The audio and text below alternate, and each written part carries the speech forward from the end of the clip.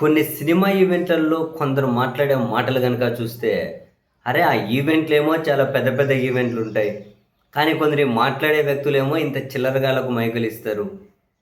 ఎందుకు ఇటువంటివన్నీ తలనొప్పులు తెచ్చుకుంటారో నిజంగా అర్థం కాదు సీరియస్‌లీ. మొన్నటికి మొన్న చిరంజీవి గారి బర్త్‌డే వేడుకల మీద చూసాం. ఎవడికో చిల్లరగాళ్ళకు మైకులిస్తే వాళ్ళేం మాట్లాడారు. అటువంటి చిల్లరగాళ్ళ చిరంజీవి గారి ఎదిగిన విధానాన్ని, చిరంజీవి గారి గొప్పతనాన్ని వివరించాలి అంటే ఇటువంటి చిల్లరగాళ్ళ నోటి నుంచేనా రావాల్సింది. ఏం మాట్లాడతారు ఆ చిల్లరగాళ్ళు? జగన్‌ను తొక్కుతామంటారు. ఏంటివి ఇవంతా? అట్లాంటోళ్ళకు మైకులు ఇవ్వడం ఎందుకు? అట్లా చిల్లర మాటలు మాట్లాడినప్పుడు కనీసం మైక్ అన్నా తీసుకొని ఇంగో చాలు పో అని పంపించేస్తే ఇంకొకరికైనా గనక అరే! ఇట్లా మాట్లాడకూడదని చెప్పి తెలుస్తది కదా! తాజాగా కూడా ఇంకో సినిమా వేడుక. అదేదో సినిమా అంట. 'కిక్కు చిరంజీవినా' అదేనా సినిమా పేరు? 'కేఐకేయు' అనేది 'కిక్కు చిరంజీవి' అని. ఆ సినిమా ప్రీ రిలీజ్ వేడుకట. దాంట్లో ఎవరో ఒక నటుడట. ఆయన పేరేదో ఉంది. ఆయన పేరేదో శ్రీకాంత్ అయ్యంగారట. ఆ వేడుక మీద మైక్ పట్టుకొని, సరే సినిమా బావుంది. థియేటర్‌లోకొచ్చి చూడండి. మీరు ఒక డెఫినెట్‌గా ఒక మంచి ఎక్స్‌పీరియన్స్ ఉంటదని ప్రేక్షకులకు చెప్పడం కరెక్ట్ భావ్యం. ఎందుకంటే మేము మంచి సినిమా తీసాం. థియేటర్ ఎక్స్‌పీరియన్స్ ఫీల్ అవ్వండి అని చెప్తే యెస్. మంచిది సంతోషం. అట్లా కాకుండా సినిమాకొచ్చి థియేటర్‌లోకొచ్చి చూడండి అబ్బా! అంటే ఓటీటీలోకి వచ్చిన తర్వాత చూస్తామంటారు. ఓటీటీలోకి వచ్చిన తర్వాత చూడడం ఏంటి? రేపు మీరు పెళ్లి ఫస్ట్ నైట్ గాని ఓటీటీలోనే చేసుకుంటారా? ఏంది మాటలు? పెళ్లి ఓటీటీ ఫస్ట్ నైట్ కూడా ఓటీటీలోనే చేసుకుంటారా అంట. ఆ!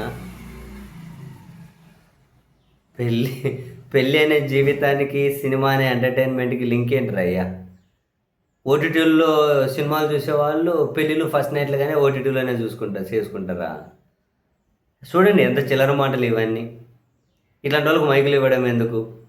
అంటే ఎవరో ఒకరు అనుకోని ఉంటారా? అంటే ఇప్పుడు మనం అనలేము కొన్ని ఘాటు మాటలు. ఎవరో ఒకరు కొన్ని అనుకోని ఉంటారా? ఏమని? ఓటీటీలో చూసేవాళ్ళు పెళ్లి ఫస్ట్ నైట్‌లో ఓటీటీలో చేసుకునే వాళ్ళు అయితే, అంటే ఒక రకంగా రికార్డ్ చేసి అందులో పబ్లిష్ చేసుకునేవాళ్ళనా దాని అర్థం? అట్లయితే మరి ఓటీటీలోకి సినిమాలు అమ్ముకునే వాళ్ళు ఎవరిని నమ్ముకుంటున్నట్లు? మనం కొన్ని ఘాటుగా అనలేం గానీ, ఓటీటీలకు సినిమా రిలీజ్ కంటే ముందే సినిమా షూటింగులప్పుడే భారీ మొత్తంలో డబ్బులు తీసుకొని ఓటీటీలకు సినిమాలు అమ్ముకుంటారు గదా! వాళ్ళు ఎవరిని నమ్ముకుంటున్నట్లు?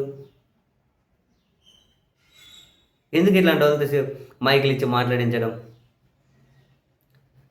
ఒక మంచి సినిమాలు ఎవరన్నా వాళ్ళు తీసి ఉన్నారంటే ఇట్లాంటివన్నీ చెడగొట్టేసుకున్నట్లు కాదా? ఓటీటీలో ఏమో ఊరికే చూస్తూ ఉన్నారా? పోనీ ఓటీటీలో వీళ్ళేమైనా సినిమాలు ఊరికే వదులుతున్నారా? డబ్బులిచ్చి ఓటీటీలకు సినిమాలు అమ్ముకుంటారు. ప్రేక్షకులు నెల కింద సబ్స్క్రిప్షన్ తీసుకొని కొనుక్కొని చూస్తారు. దాన్ని తీసుకెళ్ళి అట్లాంటోళ్ళు పెళ్ళిళ్ళు ఫస్ట్ నైట్‌లు గాని ఓటీటీలు చేసుకుంటారని చెప్పి అంటే, ఎంత నిజమైన కామెంట్లు చూడండి. దూల తీరే వాళ్ళకి తెలుస్తది. ఇది ఇద్దరు సినిమాకెళ్ళి ఏమన్నా మల్టీప్లెక్స్‌లో రూ. 1000 ఏమీ తినకుండా రూ. 1000 ఖర్చు పెట్టకుండా రండి చూద్దాం. మొన్న నేను మొన్న నేనెళ్ళిన విశ్వనాథ్ సన్ సినిమాకి. ఎంత ఖర్చు మామూలుగా ఏం అక్కర్లే సినిమా టికెట్టు. నువ్వేమైనా ఒక క్యాబ్ బుక్ చేసుకొని పోవాలంటే క్యాబ్ టికెట్టు, సినిమా టికెట్టు. ఆ 2 కాలిక్యులేట్ చేసుకొని మిగతా లోపల తినాలంటే వాసిపోతదిలెండి.